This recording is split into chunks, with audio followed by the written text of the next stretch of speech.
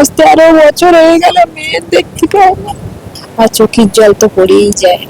ওই বাড়াইপুরি যে ঘটনাটা ঘটেছে, যেভাবে মেরেছে ওরকম আমাদের দোষীদের ওরকম মারলে আমি শান্তি পাই। আমি কি দেখে যেতে পারবো? আমার এটাই মনে হয়। শরীর থাকলে জ্বর সর্দি কাশি হয়, একটু একটু রেপো হয়। যে মুখ্যমন্ত্রীর মুখে এই কথাটা শুনেছি, সেই মুখ্যমন্ত্রীর উপরে কি করে আস্থা থাকতে পারে বলুন? মুখ্যমন্ত্রী মমতা বন্দ্যোপাধ্যায়ের নির্দেশে যেভাবে পোস্টমর্টম রিপোর্ট ভুলভাল করানো হয়েছে, সিআইডি বলেছে তুমি এরকম বলবে না। মানে সিআইডি যা শিখিয়ে দেওয়ানো হয়েছে সেটাই আমাকে বলতে হয়েছে। ন্যায় বিচার দিতে জানে, যা বলে তাই করে। মাননীয় মুখ্যমন্ত্রী শুভেন্দু অধিকারী বলেছেন বিচার পাবেন। 2013 সালের উত্তর 24 পরগনার কামদুনি কাণ্ড, যে কাণ্ড রীতিমতো আরজি করের মতো সাড়া ফেলেছিল গোটা বাংলায়। আজ সেই নির্যাতিতার পরিবার আজ সরাসরি মুখ্যমন্ত্রী শুভেন্দু অধিকারীর কাছে এসেছেন সঠিক বিচারের দাবি জানাতে। এসেছেন তারা, ঠিক কি বিচারের আশা নিয়ে তারা এসেছেন, সরাসরি কথা বলবো তার পরিবারের সদস্যদের সাথে। দিদি, 2013 সালের ঘটনা, এখন 2026, প্রায় 13 বছর পর এখনো বিচার পাননি। আজ মুখ্যমন্ত্রীর কাছে জনতার দরবারে এসেছেন, কতটা আশাবাদী? দেখুন, 2013 7ই জুন এই ঘটনা ঘটেছিল। আজ 13 বছর পূর্ণ হলো, এই 14 পড়েছে। আমরা সুবিচার এখনো পাইনি।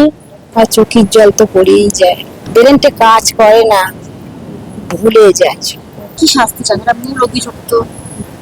ওই বাড়াইপুরি যে ঘটনাটা ঘটেছে, যেভাবে মেরেছে ওরকম আমাদের দোষীদের ওরকম মারলে আমি শান্তি পাই, আত্মা শান্তি পাই যে না, আমার সন্তানের এরকম করে মেরেছে। ওদের ঠিক আছে, ভালো করেছে। আমার যদি ওরকম সঙ্গে সঙ্গে যদি এ করতো, আমার খুব ভালো হতো।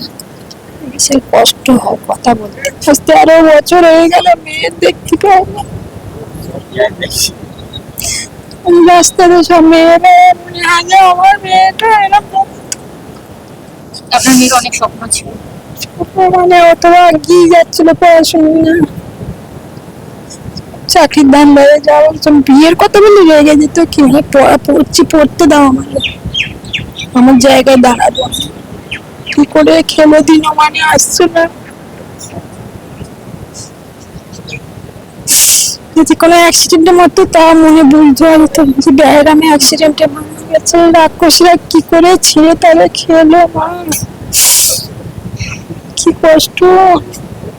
আগের মুখ্যমন্ত্রীর কাছে কোনো বিচার পাননি? না, কি বিচার? লোহার কোর্টে বিচার দিল 3 জনের, ফাঁসে 3 জনের মৃত্যুদণ্ড।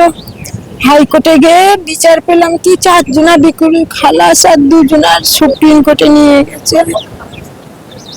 বিচার আর কই পেলাম বলুন? এখনো তারা উন্মুক্ত বুক আছেন? খুলে বেড়াচ্ছে তো সব বাড়ি, তাদের ছাড়া পড়েছে, তারা বাড়ি বুক খুলে বেড়াচ্ছে। আমারই গেল, আমারই মনে হয় ওর কপালে কি ওইটাই ছিল নাকি। ভগবান কি করি, ভগবানের দয়ে দেবো না, মানুষ কি হচ্ছে। খুব কষ্ট। ঠিক হয়ে যাবে, বিচার মানুষ পাবে। আমি কি দেখে যেতে পারবো? আমার এটাই মনে হয়। শুভেন্দু অধিকারী মুখ্যমন্ত্রীর সাথে বলবো, স্যার আমি কি দেখে যেতে পারবো আমার মেয়ের বিচারটা? শরীর তো ভালো না, কাকুর শরীরও ভালো নাই। দেখুন কত ওষুধ,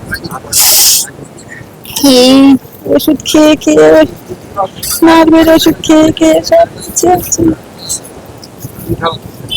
মেয়ের ভেতরে সব ওষুধ। আপনার হাজবেন্ডও ওনারও শরীর খারাপ। আজ মুখ্যমন্ত্রীর কাছে কি চাইবে? বাড়াইপুরে যে হ্যাঁ, ওই রকম এনকাউন্টার করে মেরে দিলে ওইরকম তাহলে রাক্ষসদের ভয় হবে যে না, এইসব এ করবো না। দেখুন এই রাজ্যে একের পর এক ঘটনা ঘটেই যাচ্ছে, আজ একেন ওকেন সেকেন। দেখুন আরজি কলে অভয়ের মা, অভয়ের আমার বাড়াইপুরে, আরো ঘাসখালি নানান জায়গায় ঘটনা ঘটছে। কিন্তু কেমন মাদেন লাগে বলুন তো, সন্তান চলে গেলে। এই বাড়াইপুরি কটুকুনি মেয়ে, তার জীবনটা ছিল, তাও জলে ফেলে দিল। তার মার কি হচ্ছে বলুন? ও আমার মেয়ের মতন না, সন্তান মানে সব মাদেরই সন্তান। কষ্ট হয়, বিচার কষ্ট। আমারও আজ 13টা বছর দেখতে পাইনি চোখে, এই চোখে জল পড়ে পড়ে এই চোখটা তো টেরই পাই না, টের পাই না চোখে, আপনি আপনি চোখ দিয়ে জল পড়ে।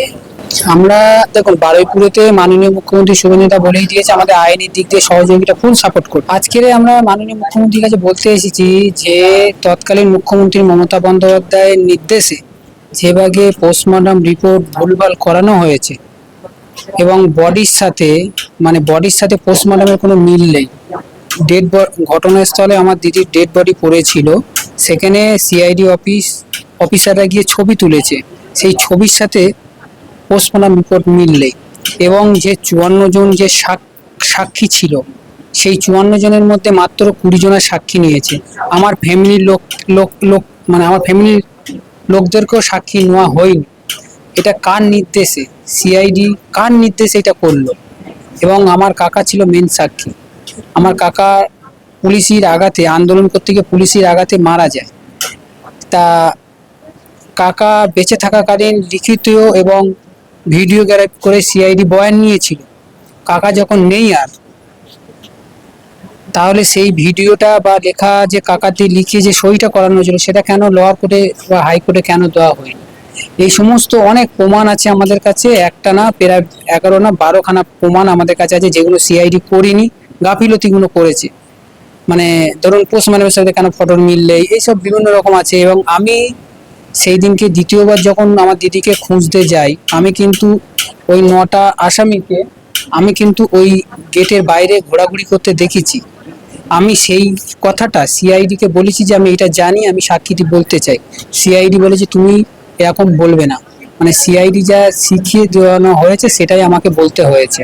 মানে সিআইডি চাপে, তৎকালীন মুখ্যমন্ত্রীর চাপে ছিল সিআইডি চাপে ছিলাম আমরা। আমাদেরকে হুমকি ঠেক দিয়ে রেখে দিয়েছিল, আমরা কিছু বলতে পারিনি। এখন পাল্টেছে সরকার, তাই বলছি এখন। আরজিকর কাণ্ডের মতোই কামদুনি কাণ্ড কিন্তু একেবারে রাজ্যে সাড়া ফেলে দিয়েছিল, আন্দোলন। সেক্ষেত্রে দাঁড়িয়ে আশা কি রাখছেন বিচার হবে এবার? দেখুন, সেক্ষেত্রে আশা তো আমরা 15 বছর পাইনি, মমতা বন্দ্যোপাধ্যায় তো দিতে পারিনি। কামদুনি ঘটনা ঘটেছিল, উনি বলেছিল সাজানো ঘটনা। আবার এটাও বলেছিল যে শরীর থাকলে জ্বর সর্দি কাশি হয়, একটু আধটু রেপো হয়। যে মুখ্যমন্ত্রীর মুখে এই কথাটা শুনেছি, সেই মুখ্যমন্ত্রীর ওপরে কি করে আস্থা থাকতে পারে বলুন? তাও দাঁতে দাঁত চেপে আমরা লড়াই করেছি, আন্দোলন করেছি, তাও কিন্তু ন্যায় বিচার আমরা পাইনি। তাই এখন নতুন সরকার এসেছে, এই সরকার ন্যায় বিচার দিতে জানে, যা বলে তাই করে। আগে তৎকালীন মুখ্যমন্ত্রী যা বলতো তার উল্টোটা করতো। আগে তৎকালীন মুখ্যমন্ত্রী মমতা বন্দ্যোপাধ্যায় যে পরিবারে ধর্ষণ হয়, সেই ধর্ষণের পরিবারের ন্যায় বিচার দিতে পারতো না, কিন্তু যে পরিবার যারা ধর্ষণ করতো তাদেরকে ন্যায় বিচার পাইয়ে দিত। কারণ যারা ধর্ষণটা করতো তারা কারা? তারা তৃণমূল কর্মী পার্টির ছেলেরা। দেখুন না, কামদুনি কে ঘটনা ঘটিয়েছিল? প্রধানের ভাই, আমাদের ঘটনা প্রধানের ভাই। আরজিকর কে ঘটনা ঘটেছে? দিদির কর্মচারী, সিভিক ভলেন্টিয়ার। ল কলেজে ঘটনা কে ঘটালো? তার সাথে দেখলাম চন্দ্রিমা ভট্টাচার্য, অভিষেক বন্দ্যোপাধ্যায়, সবার মাথায় হাত রয়েছে। ঘটনাগুলো ঘটাচ্ছে, ওরা কোথা থেকে সাহস পাচ্ছে? আজকে যদি কামদুনির আজকে না, বারুইপুরে যে ঘটনাটা ঘটেছে, এই ঘটনার জন্য দায়ী হলো মুখ্যমন্ত্রী মমতা বন্দ্যোপাধ্যায়, তৎকালীন মুখ্যমন্ত্রী মমতা বন্দ্যোপাধ্যায়। যদি কামদুনি ঠিকঠাক রায় দিতে পারতো, তাহলে না আজকে আরজিকর ঘটতো, না আজকে তামান্না হারাতো, না আজকে তোমার বারুইপুরে ঘটনা ঘটতো। বিচার দিতে পারেনি বলে ওরা সাহস পেয়ে গেছে। মানে যারা এইসব নোংরাম কাজ করে তারা সাহস পেয়ে গেছে। এই কামদুনি তো গণধর্ষণ খুন হয়েছিল, তারা আজকে বাইরে ওপেন ঘুরে বেড়াচ্ছে। আমরাও একটুখানি মদ খেয়ে মজ মস্তি করি, তাই করেছে। কিন্তু যে সরকার যে পাল্টাবে তারা ভাবতে পারেনি। এই জন্যই সরকার পাল্টেছে, একের পর এক ফাইল রিওপেন করা হচ্ছে। আমরা আজকে মাননীয় মুখ্যমন্ত্রীর কাছে এসেছি খুব আশা নিয়ে, খুব নিয়ে। পুরো যে সিআইডি যেগুলো আমাদের কেসের প্রমাণ লোপাট করেছে, সেই কাগজটা আমি আজকে মাননীয় মুখ্যমন্ত্রী শুভেন্দু অধিকারীর হাতে আজকে দেবো। একটা জিনিস জিজ্ঞাসা করব, আপনার অভিযোগ মূলত কাদের বিরুদ্ধে? আর যাদের বিরুদ্ধে আপনার অভিযোগ ছিল, মানে আপনার পরিবারের, তারা কি এখনো খোলা আকাশের নিচে ঘুরে বেড়াচ্ছে? আমার অভিযোগ হলো মুখ্যমন্ত্রী মমতা বন্দ্যোপাধ্যায়ের বিরুদ্ধে। কারণ ওনাকে বারংবার বলা হয়েছে যে আমাদের হাইকোর্ট থেকে 16খানা পিপি উকিল সরে গিয়েছে, আপনি এই কেসটা দেখুন। তা কিন্তু আমাদের কেসটাকে দেখিনি। উল্টে কি করেছে, সরকারের প্যানেলে সব থেকে নিচুতরে যে উকিল থাকে সেই উকিল দিয়ে রেয়ার অফ দ্য রেয়ার কেসটাকে লড়িয়েছে। ওটা ওনার নির্দেশেই করানো হয়েছে। মূল আসামিরা আজকের বাইরে ঘুরে বেড়াচ্ছে, তারা দাপটে ঘুরে বেড়াচ্ছে। কিন্তু চারজন। হাইকোর্ট থেকে যে চারজন ছেড়ে দেওয়া ছিল সেই চারজন আজকে বাইরে ঘুরে বেড়াচ্ছে। সেই চারজনের রায়দান দিয়েছিল লোয়ার কোর্ট কি 3 জনের আমৃত্যু কারাবাস আর 3 জনের ফাঁসি। হাইকোর্ট সেটাকে কি করলো, হাইকোর্টে যাদের আমৃত্যু কারাবাস ছিল তাদেরকে বেকসুর খালাস করে দিল, আর যে 3 জনের ফাঁসির সাজা ছিল দুজনকে ফাঁসির সাজা রদ করে আমৃত্যু কারাবাস দিল, আর একটা ফাঁসির আসামি বেকসুর খালাস। সেখানে মাননীয় হাইকোর্টে জয়মাল্য বাগচি পরিষ্কার লিখে দিয়েছে যে আমি এই রায় দিতে কিন্তু বাধ্য না, কিন্তু আমি যা প্রমাণ পেয়েছি সেটাই আমি করেছি। রাজ্য সরকারের গাফিলতিতে আমি আজ এই রায়টা দিচ্ছি।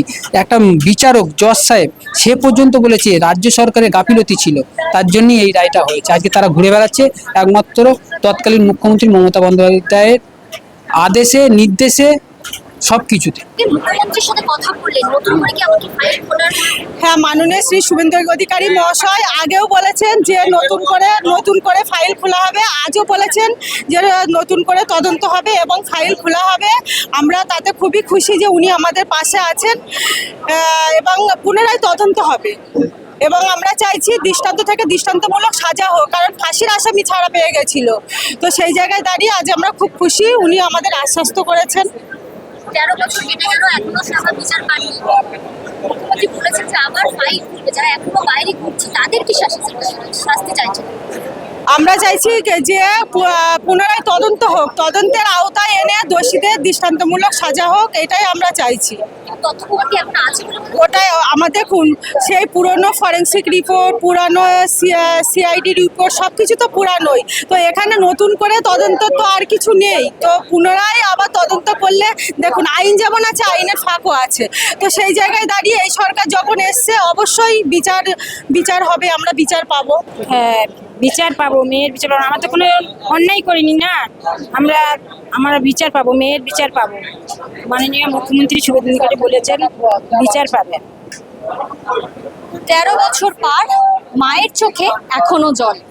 উত্তর 24 পরগনার কামদুনি কাণ্ডের সঠিক বিচারের দাবি নিয়ে মুখ্যমন্ত্রীর কাছে নির্যাতিতার পরিবার তারা এসেছিলেন এবং মুখ্যমন্ত্রী আশ্বস্ত করেছেন এই ঘটনার নতুন করে ফাইল ওপেন করা হবে এবং সঠিক বিচার দেওয়া হবে এবং দোষীদেরও শাস্তি দেওয়া হবে। ক্যামেরায় অভিনবের সঙ্গে প্রিয়াঙ্কা পাত্রের report, the world news, Salt Lake.